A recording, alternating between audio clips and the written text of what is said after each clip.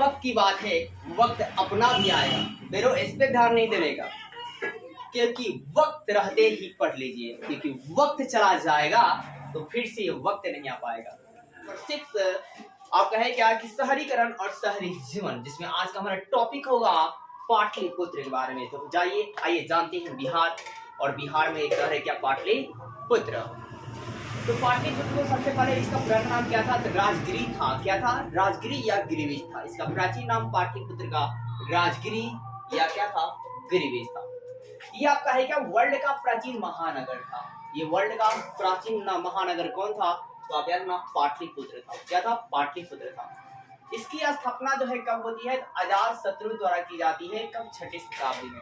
तो 6ठी शताब्दी में आपका है क्या, पाटलिपुत्र की स्थापना अजातशत्रु के द्वारा किया जाता है। ठीक है दोस्तों, मैं इसमें एक और बात बताऊं कि आपका 6ठी शताब्दी जो है, इसे महान परिवर्तनों का काल माना जाता है, क्योंकि इस समय सिर्फ आपका पाटलिपुत्र की स्थापना नहीं, बल्कि जैन धर्म, बौद्ध धर्म और आपके 16 महाजनपदों का उदय होता है। जैन धर्म की बात करें आप, तो जैन धर्म में टोटल 24 तीर्थंकर थे। तीर्थंकर मतलब आप एक तरह से बोल सकते हैं गुरु थे। जैसे आपका है क्या दोस्तों कि 24वें तीर्थंकर के बाद ज्यादातर चर्चा होती है। 24वें तीर्थंकर और अंतिम तीर्थंकर जैन धर्म के कौन थे, तो महावीर स्वामी जी थे। कौन थे, महावीर स्वामी जी थे। आप ये बहुत क्या रखना, महावीर स्वामी जी थे, ठीक है ना। और जैन धर्म जो है ना, आत्मा के बारे में बहुत कुछ चर्चाएं करती है कि किस प्रकार एक आत्मा और आपका है क्या शरीर में बंधन ज्यादा होता है, और जितनी बंधन ज्यादा होगी एक आत्मा और एक शरीर में, बंधन जितना ज्यादा होगा उसे मुक्त होने में उतना ही ज्यादा होंगे, समय लगेंगे।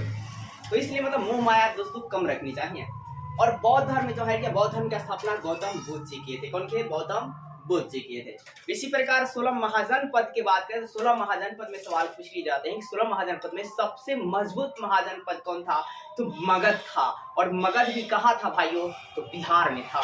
कहाँ था, बिहार में ही था। तो मगध जो है आपका है क्या, मगध साम्राज्य के बारे में मतलब इसमें जो सबसे महानतम शासक की बात करें कि भारत के सबसे प्रथम महानतम शासक कौन थे, तो मगध का राजा है चंद्रगुप्त मौर्य थे। कौन थे, चंद्रगुप्त मौर्य थे। इन्होंने मौर्य वंश की स्थापना किया था। पेपर में पूछता है कि मौर्य वंश की स्थापना कौन किए थे, तो चंद्रगुप्त मौर्य किए थे। कौन किए थे, चंद्रगुप्त मौर्य किए थे। और चंद्रगुप्त मौर्य की ये जो पूरी कहानी जो है दरबार की, ये किस किताब में मिलती है, तो एक यात्री थे दोस्तों, सेल्यूकस निकेटर का राजदूत था जिसका नाम था मेगास्थनीज। और मेगास्थनीज किसके दरबार में आया था, तो चंद्रगुप्त मौर्य के दरबार में आए थे। इन्होंने किताब लिखी है इंडिका। क्या नाम लिखी है, इंडिका किताब लिखी है, जिसमें मौर्य काल की जानकारी मिलती है। और आपका है क्या कि चंद्रगुप्त मौर्य का प्रधानमंत्री या गुरु कौन था, तो वो थे कौटिल्य। या सुनिए आप, तो हमने आपको क्या बताया कि चंद्रगुप्त मौर्य के जो गुरु या आप ये बोल सकते हैं मतलब प्रधानमंत्री उनके दरबार में कौन थे, तो चाणक्य कहिए या कौटिल्य कहिए या विष्णुगुप्त कहिए, तीनों नाम एक ही है। आपने चाणक्य नीति तो जरूर सुनी होगी, नाम चाणक्य नीति। तो चाणक्य को ही कौटिल्य कहा जाता है या विष्णुगुप्त कहा जाता है। क्या कहता है, विष्णुगुप्त कहा जाता है। और चाणक्य और आपका है क्या कि ये चंद्रगुप्त मौर्य ने मिलकर एक राजा थे मगध के, जिनका नाम था घनानंद। घनानंद को क्या किया, चंद्रगुप्त मौर्य ने हराया और उसने क्या किया, मौर्य वंश की स्थापना की। मौर्य वंश क्या की, स्थापना की। तो चलिए आते हैं अपने टॉपिक पर। ये भी बातें आप याद रखिएगा ताकि यहाँ से भी प्रश्न जो है बनाए जा सकते हैं। तो है क्या, देखो दोस्तों, पाटलिपुत्र जो था वर्ल्ड का प्राचीन महानगर था। क्या था, वर्ल्ड का प्राचीन महानगर था। और इसकी स्थापना अजातशत्रु ने क्या किया, 6ठी शताब्दी में। अजातशत्रु 6ठी शताब्दी में। अजातशत्रु को कुनिक भी कहा जाता है। क्या कहता है, कुनिक भी कहा जाता है। और अजातशत्रु के पिता का नाम क्या था, बिंबिसार। क्या नाम था, बिंबिसार था। मैं आपको एक और बात बता दूं कि इनके अजातशत्रु पिताजी बिंबिसार थे, और ये अपने जो बेटे इनके अजातशत्रु हैं, ये अजातशत्रु ही अपने पिता की हत्या कर देते हैं गद्दी पर बैठने के लिए। किसके लिए, गद्दी पर बैठने के लिए। इसलिए इस वंश को बताता है कि आप बिंबिसार जो है किस वंश के थे, तो आप याद रखना हर्यक वंश के थे। किस वंश के थे दोस्तों, हर्यक वंश के थे। किस वंश के थे, हर्यक वंश के थे। और आपका है क्या दोस्तों कि और इनके अजातशत्रु का भी हत्या उदयन कर देता है। इसलिए हर्यक वंश को आप यार ना पितृ हत्यात्मक वंश भी कहा जाता है। हर्यक वंश को पितृ हत्यात्मक वंश भी कहा जाता है। अब है क्या दोस्तों अपना मौर्यकालीन, यानी कि मैंने बताया कि चंद्रगुप्त मौर्य, मौर्य के वंश की स्थापना चंद्रगुप्त मौर्य किए थे। सीएम याद रखना, सीएम मतलब चंद्रगुप्त मौर्य। तो मौर्य वंश की स्थापना कौन थे, फाउंडर कौन थे भाई साहब, चंद्रगुप्त मौर्य थे। एक और है बात है क्या कि चंद्रगुप्त मौर्य में आपका है क्या कि चंद्रगुप्त मौर्य के आपका पीएम कौन थे भाई, सीएम पीएम याद रखना, चंद्रगुप्त मौर्य। सीएम मतलब चंद्रगुप्त मौर्य, चंद्रगुप्त मौर्य, ठीक है। शासक, बहुत महान शासक थे, महान शासक थे। चंद्रगुप्त मौर्य कौन थे, महान शासक थे। कौन थे, महान शासक। आप कॉपी लेकर नोट करते जाए दोस्तों तब बेहतर होगा। तो मौर्य काल के स्थापना कौन के थे, चंद्रगुप्त मौर्य के थे। फाउंडर भाई साहब चंद्रगुप्त मौर्य थे। और ये क्या थे, भारत के प्रथम महान शासक थे, भारत के प्रथम महान शासक थे। फिर एक और बात करते हैं आपके प्रश्न की, राजा प्रसाद चंद्रगुप्त मौर्य कालीन, मतलब मौर्य कालीन, मौर्य वंश जब चल रहा था उस समय एक राजप्रसाद से राजा, जिनका अवशेष जो है दक्षिण पटना के कुम्हरार से मिलता है। कहां से मिलता है, कुम्हरार से मिलता है। तो ये क्लास 10 में इंपॉर्टेंट क्वेश्चन है कि आपका है क्या, मौर्यकालीन राजप्रसाद का अवशेष कहां से मिलता है, तो दक्षिण पटना के कुम्हरार से मिलता है। कहां से मिलता है, कुम्हरार से मिलता है। फिर मौर्य काल की जानकारी जो है कौन देता है, विस्तृत जानकारी, तो मेगास्थनीज देता है। कौन देता है, मेगास्थनीज कौन था, एक राजदूत था। क्या था, राजदूत। आज के जमाने में इस राजदूत को रो एजेंट कहा जाता है, जिस प्रकार एक देश से दूसरे देशों में आपका है क्या मतलब पता करते हैं, ठीक है। तो उसी प्रकार का उस समय हमारे प्राचीन कालों में है क्या कि मतलब राजदूत हुआ करते थे, जो एक देश से दूसरे देश में जाते थे और राजाओं के दरबार में जाते थे। तो मेगास्थनीज किसके दरबार में आए थे, चंद्रगुप्त मौर्य के दरबार में आए थे। और ये जो है मौर्य काल की जानकारी जो है देते हैं अपने किस किताब से, इंडिका नाम की इन्होंने किताब लिखी थी, उसी किताब में जो है बताते हैं। पेपर में छात्र के प्रश्न आता है कि इंडिका पुस्तक कौन लिखे थे। ये कॉम्पिटिटिव एग्जाम में भी आता है, क्लास 10th में भी आता है, क्लास 12th में भी आता है कि इंडिका पुस्तक कौन लिखे थे, मेगास्थनीज लिखा थे। किसने लिखे थे, मेगास्थनीज। और इस इंडिका पुस्तक में किसके बारे में बताया गया है, तो मौर्य काल के बारे में बताया गया है। मौर्य काल के राजा कौन थे, मौर्य काल में स्थापना कौन किए, तो चंद्रगुप्त मौर्य किए। कौन किए, चंद्रगुप्त मौर्य किए। और इसमें चंद्रगुप्त मौर्य को तो भाई साहब, ये चंद्रगुप्त मौर्य कौन थे, तो भारत के पहले महान सम्राट थे। कौन थे, महान शासक थे। तो भारत के पहले महान शासक कौन थे भाई साहब, तो चंद्रगुप्त मौर्य थे। कौन थे, चंद्रगुप्त मौर्य थे। इन्होंने क्या किया था, घनानंद को हराया था। किसको हराया था, घनानंद को हराकर मौर्य का स्थापना की। और इनके गुरु कौन थे, पीएम कौन थे, मैंने आपको बताया कि इनके दरबार में जो गुरु थे या चाणक्य, कौन थे, चाणक्य को ही क्या कहते हैं, विष्णुगुप्त कहते हैं। क्या बोलते हैं, विष्णुगुप्त कहते हैं। तो है क्या कि चंद्रगुप्त मौर्य के दरबार में पीएम कौन थे या गुरु उनके कौन थे, तो चाणक्य या विष्णुगुप्त थे या कौटिल्य थे। तीनों नाम जो एक ही है, तीनों नाम क्या है, देखिए आप पेपर पेन लेकर आप जरूर लिखेंगे। फिर इसके बाद बात करें कि पाटलिपुत्र जो एरिया है, ये गुप्त काल में भी कृष्णनगर का गौरव बना रहा। मतलब गुप्त काल तक भाई साहब, मौर्य काल से अब आया गुप्त काल तक भी ये जो है एक समृद्ध इलाका था पाटलिपुत्र। मतलब भाई साहब आज के डेट में बिहार की क्या दशा है, पहले क्या दशा थी। तो हमें इसे सुधारना पड़ेगा और हमें अपने बिहार को फिर से ऊपर लेकर आना पड़ेगा। और इसके लिए हमें साक्षर होना पड़ेगा और साक्षर होकर आपका है कि अच्छे नेताओं को चुनाव करना पड़ेगा। और साथ ही हमें अच्छे जॉब जो है निकालने पड़ेंगे और बिजनेस की तरफ ही ध्यान देना पड़ेगा। देखिए दोस्तों, गुप्त काल में इस नगर का गौरव बना रहा। मध्य युग में क्या हुआ, इस काल का पतन हो गया। लेकिन बाद में फिर जो है शेरशाह सूरी ने दोस्तों इसको पुनः स्थापित किया। तो आप कहेगा पाटलिपुत्र का पुनः स्थापना किसने किया, तो शेरशाह सूरी ने किया। और शेरशाह सूरी ने एक रोड बनाया था जो अपने ग्रैंड ट्रंक रोड के नाम से जाना जाता है। तो पेपर में छात्र के प्रश्न आते हैं कि ग्रैंड ट्रंक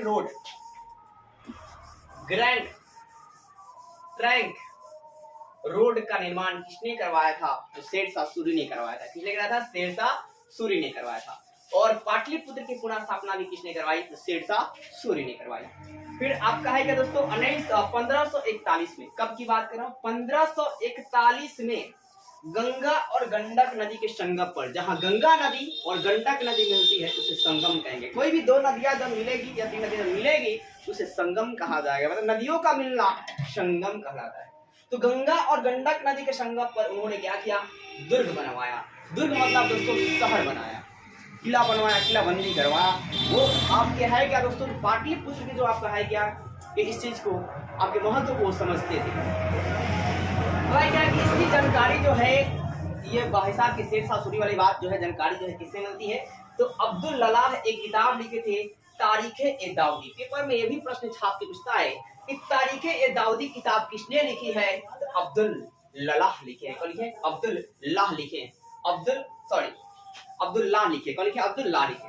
तो तारीख-ए-दाऊदी किताब कौन लिखे? अब्दुल्लाह। इसमें किसके बारे में जानकारी मिलती है? शेरशाह सूरी के बारे में जानकारी जो है मिलती है। शेरशाह सूरी ने किस रोड का निर्माण करवाया? Grand trunk road. Grand trunk road. इन्होंने और क्या काम किया? तो पाटलिपुत्र का पुनः स्थापना किया।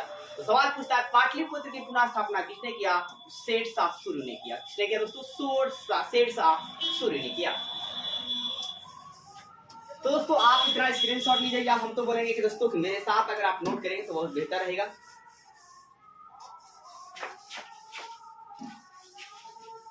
दोस्तों अब देखते हैं हम लोग को बिहार में आगे अकबर के शासन काल में, एक बार बताऊं कि अकबर भी हमारे महान शासक काल थे और एक निरक्षर शासन थे। क्या थे? निरक्षर, मतलब बिना पढ़े लिखे शासक थे, लेकिन माइंड बिल्डअप इनका बहुत ज्यादा था।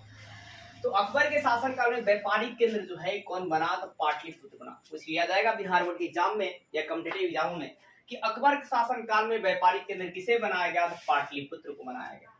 पाटलिपुत्र। और पाटलिपुत्र दोस्तों शिक्षा और व्यापार का भी केंद्र था। क्या था? शिक्षा और व्यापार का भी केंद्र था और ये संस्कृति केंद्र में भी ये अग्रणी था, बहुत ही आगे था। तो दोस्तों आपका है क्या कि शिक्षा का बौद्ध धर्म का प्रमुख जो शिक्षा केंद्र था वो क्या था? तो आपके तक्षशिला में था। कहाँ था? तक्षशिला में था। यार ना, बौद्ध धर्म का प्रमुख शिक्षा केंद्र कहाँ है? तक्षशिला में है। कहाँ है? तक्षशिला में है। आप तक्षशिला कभी घूमने जाइए, बहुत ही एक अच्छा इलाका है बिहार का। तो है दोस्तों व्यापार जो है ये लोग क्या क्या करते थे पाटलिपुत्र के लोग? तो अफीम का, सूती वस्त्र का और चीनी का। किसका? अफीम। अफीम मतलब दोस्तों एक ड्रग्स नाम की चीज होती है और जैसे कोकीन, हीरोइन होता है उसी तरह का प्रोडक्ट अफीम है।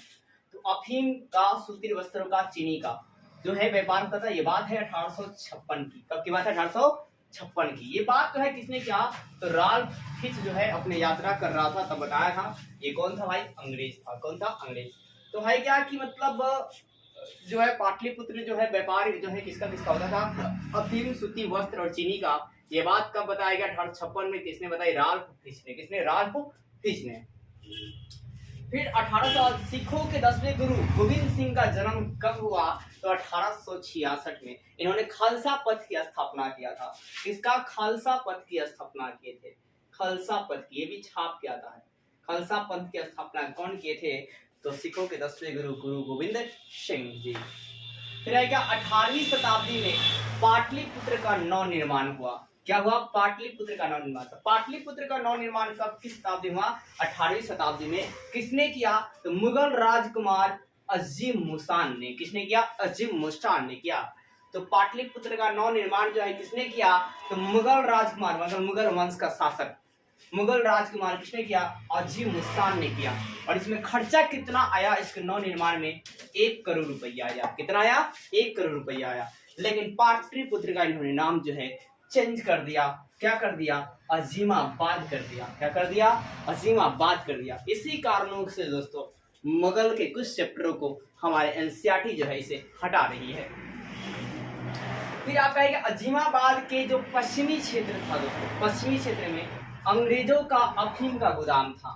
अंग्रेजों का क्या था? अफीम का गोदाम था। दोस्तों बिहार जो है पहले से ही ड्रग्स के लिए जाना जाता है। तो है क्या दोस्तों 5 मील दूर, अजीमाबाद से 5 मील दूर, यानी कि पाटलिपुत्र से 5 मील दूर जो है अंग्रेजों ने एक अनाज का भंडार बनाया। अनाज रखने के लिए क्या बनाया? अनाज भंडार के लिए एक गोदाम बनाया। कब बनाया? 1786 में।